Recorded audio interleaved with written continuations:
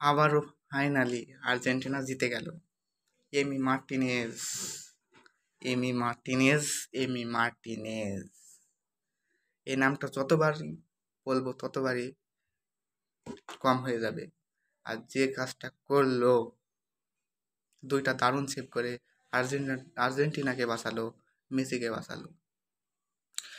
Copa আমেরিকায় penalty miss মেসির এর আগেও হয়েছে।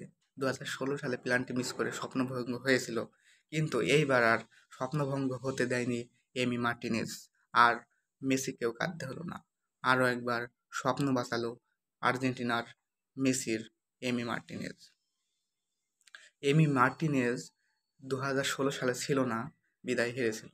হয়তো 2016 সালে যদি এমি মার্টিনেজ থাকতো তাহলে হয়তো ম্যাচটা জিতে যেত।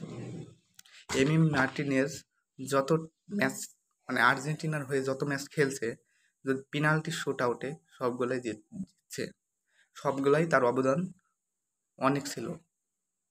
তবে আজ আরও একবার মেসির হৃদয় ভাঙার গল্প লিখতে হলো না, আর এর স্বপ্নভঙ্গ হলো না। তবে এমি মার্টিনেজ আর্জেন্টিনাকে আরও অনেক আরও অনেক দূর এগিয়ে নিয়ে যাবে, এই প্রত্যাশা।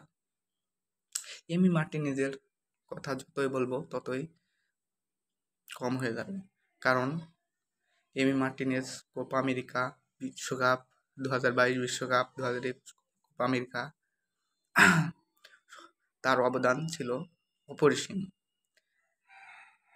তাই এমি মার্টিনেজ আজ মেসির স্বপ্নকে বাঁচিয়েছে। এমি মার্টিনেজ, এগিয়ে যাও, বেস্ট অফ লাক।